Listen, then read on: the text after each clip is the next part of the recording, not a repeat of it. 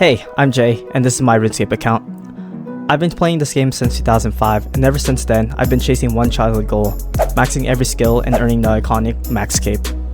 For those who might not know, old school RuneScape is a point-and-click online RPG based on the 2007 version of the game.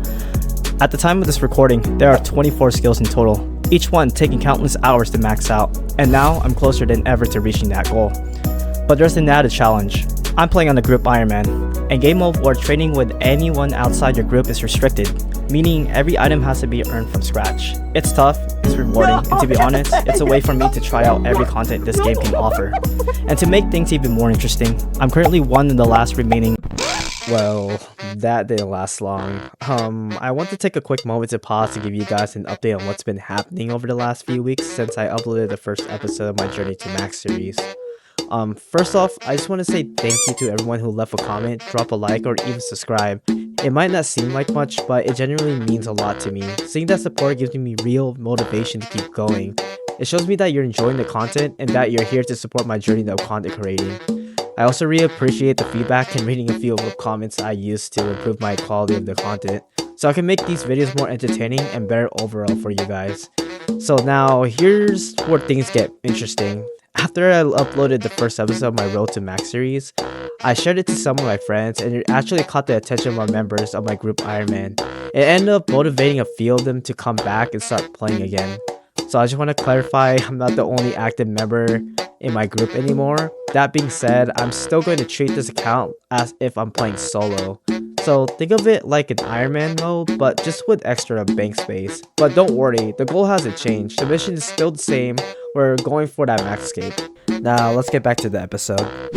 So join me as I document my progress and achievements in old school RuneScape as I push towards maxing every skill and finally completing this long time goal.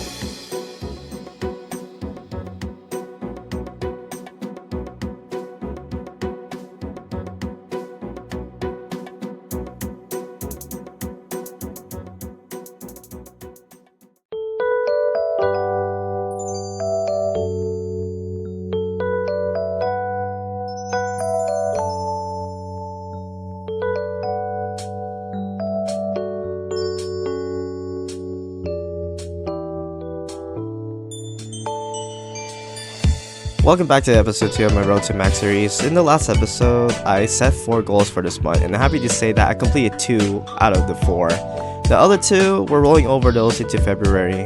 The unfinished goals I didn't do last month was getting 3 or more Zenite shards for Demonic Gorillas and pulling another Tormented sign-up for Tormented Demons. So those are still on the list. But this month, I didn't want to stop there, so I decided to stack on a few more goals to keep myself busy and keep the progress moving. Last month, I officially hit base 90s across the board, which is a step forward towards that max cape. And right now, I got 2 skills that are very close to being max, which is crafting and farming. So one of my big goals for February is to push both of them to 99, and maxing them will unlock some incredible useful perks that are going to help me a ton going forward. I'll say more about why they're so strong later in the video.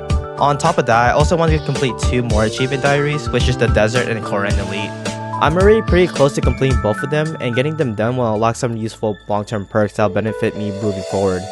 So to sum it up, we got 4 goals locked in for this month, which is getting 3 Zenite shards from Demonic Gorillas, Tormented signups for Tormented Demons, getting 99 crafting and farming, completing 2 Elite diaries, which is the Desert and Koran. Although these are small goals I have in mind at the moment, but I got a month ahead, so let's get to it. I decided to finish the goals I set last month before moving on to anything new. I haven't been able to complete them or secure the drop I needed from the required mobs, so I want to clear that up first. I focus on Demonic Gorillas since I only need 1 more Zenite shard to craft the best in slot ranged amulet. The amulet I'm talking about is called the Necklace of Anguish, which is created by using the shards I get from these mobs, and it's considered the best in slot because it grants a plus 15 ranged attack bonus available in the next slot, which increases their accuracy against these enemies, along with a plus 5 range strength bonus that boosts my maximum hit. During this grind, my main focus was securing a Black Demon Slayer task, and the reason for this is that slaying Demonic Gorillas counts as a Black Demon.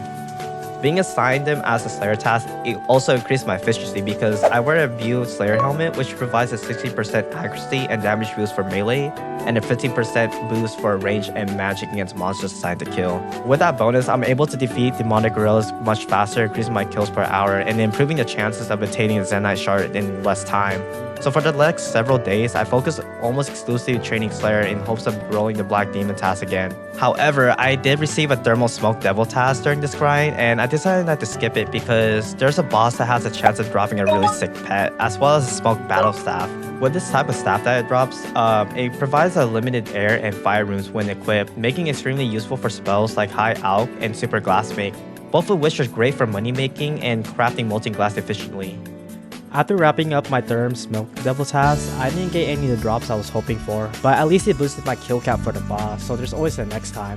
In my last video, a friend suggested I explain where my account currently stands in terms of regression. Right now, I say I'm in the early late game stage where I'm mainly grinding for gear upgrades that will make my PvM content smoother and more efficient, so I just want to get that out of the way for anyone who is wondering where I'm at.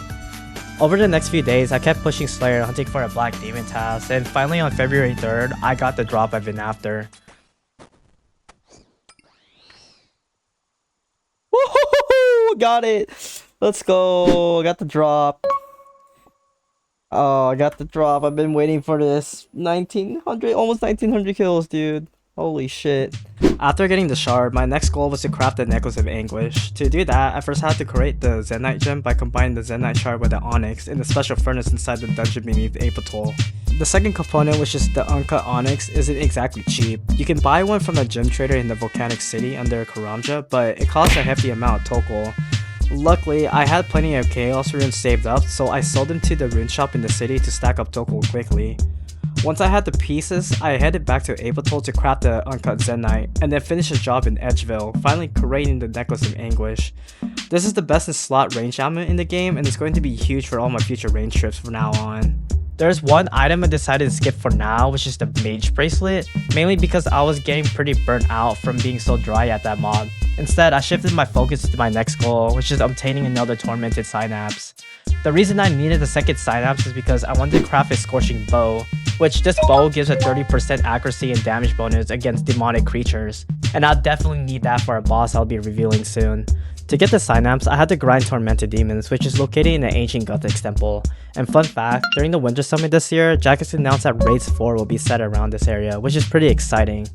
These Tormented Demons function similar to Demonic Gorillas, where they switch protection prayers, meaning you constantly have to pay attention to their overheads and swap combat styles accordingly. It's engaging but definitely mentally draining. After several days of grinding, I finally got the drop, and I'm not gonna lie, it felt like a huge weight lifted off my shoulders. That meant I can finally move forward for my real objective.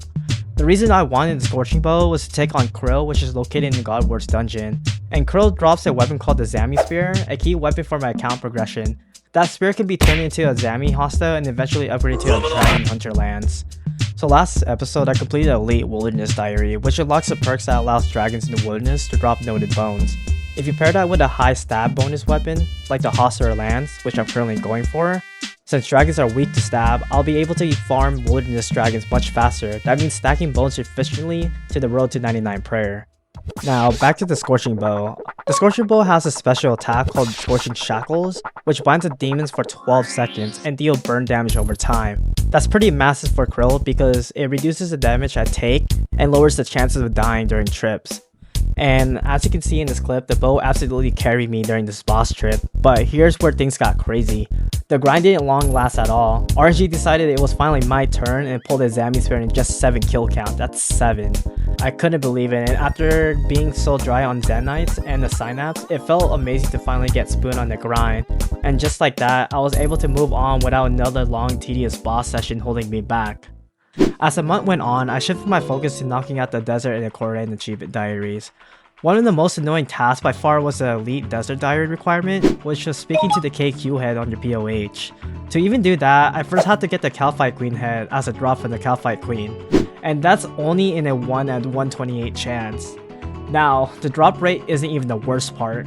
The real struggle is actually getting to the boss. You have to run through the long winding maze from the Calphite Hive every single trip, which already makes the grind feel slow, and once you're there, the Calphite Queen's range and magic attacks are insanely accurate, so she can hit through prayer constantly, which leads to a ton of unavoidable chip damage. It doesn't matter what armor you're wearing, you're eating non-stop, and she's basically a walking supply sink. While going for the head, I also tried to get a Sign and Calphite Slayer task whenever possible so I can deal more damage during the grind, and thankfully it wasn't all pain. I did get spooned a little. I pulled the Jar of Sand at 17 kill count, which is a 1 in 2k drop. Not gonna lie, that was pretty lucky, and I also managed to snag the legendary Dragon Chain Body, which I decided to keep purely as a fashion piece. But after burning through a mountain of supplies and constantly complaining to my friends and clan about how outdated and terrible this boss feels, I finally got the KQ head at 99 kill count. With the drop secured, I move on to complete the diary step. I stuffed the KQ head, mounted in my POH, and then talked to finish the task. And after that, the rest of the Desert Elite was pretty smooth. And I eventually completed the diary and unlocked the Desert Amulet 4. One of the rewards is pretty huge. It gives full protection from the desert heat effect, so no more water skin taking up my inventory space. And it also gives unlimited teleports to Narda and straight to the Calphite cave, which is perfect if I decided to go back and hunt the pet. After wrapping the Desert Elite, I move on to the Koran Elite, which honestly felt much easier in comparison. One of the main steps is completing the Chamber of Xerix, and for that, I had my friends Yume and Draco carry me through it. So if you guys are watching this, I seriously appreciate your help. I had zero knowledge of what I was doing that raid, so having you two guide me through it made a huge difference. The end boss of the raid honestly wasn't too bad, especially with the guidance I had. It was a pretty chill run overall. After defeating Olm, I completed the diary step and move on to the remaining tasks I need to finish it. Hopefully when I go back to Chambers for the gear upgrades I need, I'll remember everything I was taught. With that done, I officially completed both the Desert and Koran achievement diaries this month. This just leaves 2 major goals on my list, which is 99 crafting and farming. Farming wasn't too bad since I've been consistently doing daily tree runs and had a lot of trees and calquats and fruit tree saplings sitting in my bank while I focused on other goals throughout the month. Those stack up nicely and made the grind much smoother.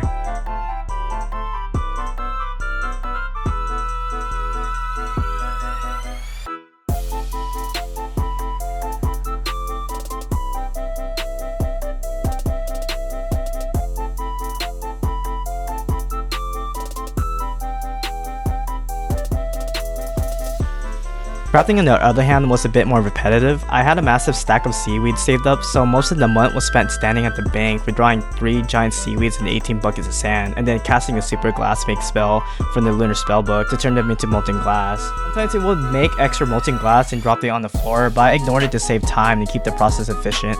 Once I made enough molten glass to blow into empty light orbs for 99 crafting, I stopped casting and spent the next few days glass blowing. Meanwhile, my daily farm runs kept pushing me closer to 99 farming. Eventually I got impatient and I didn't want to wait several more days for passive farming XP, so I paused crafting and headed over to the type farm in Koran. That minigame is extremely click intensive, but the farming XP is insane. I was getting roughly around 90 to 100k XP per hour. The only downside is that you consistently water your plants in a tight time window or they die. After a few hours of absolutely destroying my fingers, I left myself just a tiny bit of XP before 99. My plan was to max crafting and farming at the same time. So I went back to crafting and finished up the grind, and eventually got both skills right to the edge. With a clanmate in Seer's village, I leveled them both up together in front of him, achieving 99 crafting and farming at the same time. Now with both capes obtained, these capes come with really useful perks. First, the crafting cave, it gives unlimited teleports directly to the crafting guild, which has a bank chest inside. That's really useful for things like rune crafting runs or anytime I need a quick free teleport to the bank. As for the farming cape, it also teleports me directly inside the farming guild, and also close to a bank.